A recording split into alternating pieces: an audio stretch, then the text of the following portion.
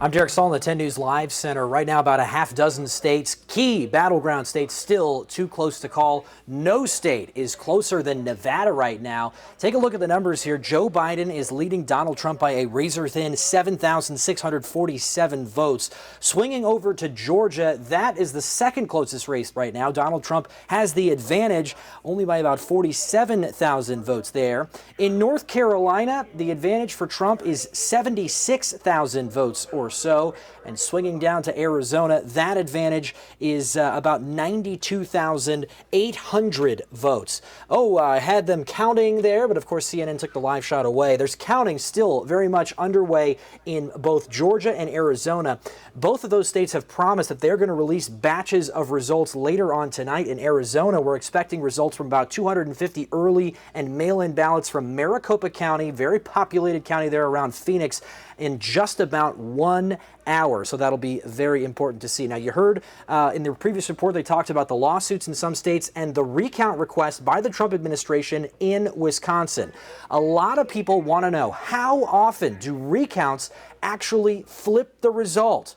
Well, we're going in depth on the last 20 years of electoral history. We've been down this recount road before.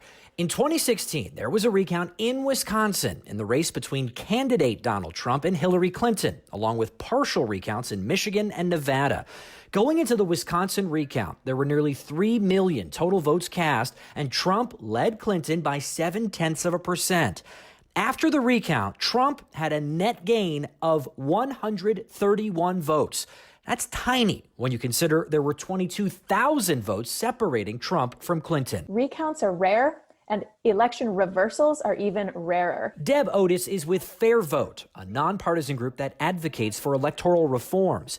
From 2000 to 2019, Fair Vote found there were 31 completed recounts in statewide races. Only 3 of those 31 recounts actually flipped the outcome of the race. Most recently, a 2008 race in Minnesota that made Al Franken a senator. In all 3 of these cases, the original margin heading into the recount was absolutely razor thin, less than 0.05%. We generally see a shift in votes during recounts on the order of a few hundred votes or maybe 1,000 votes. We're talking about recounts today because it looks like the Trump campaign wants to pursue a recount in Wisconsin.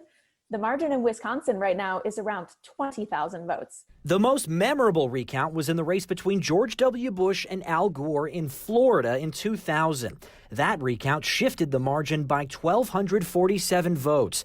That was significant in a race decided by just 537 votes, but the shift in the recount was still not enough to flip the outcome.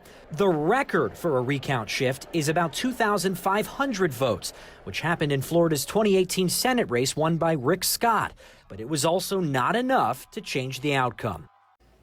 And taking a closer look here at Wisconsin, the margin is still about 20,000 votes with Biden in the lead. ABC News has projected it as a win for Biden. Now, under Wisconsin state law, candidates can request a recount if the margin is within 1%, and we are within that margin. Election officials would have 13 days to complete a recount. Campaigns can also request recounts in Nevada, let's say, and Michigan, let's say, without regard to the margin, but they do have to pay for it themselves. Derek Stahl, ABC 10 News.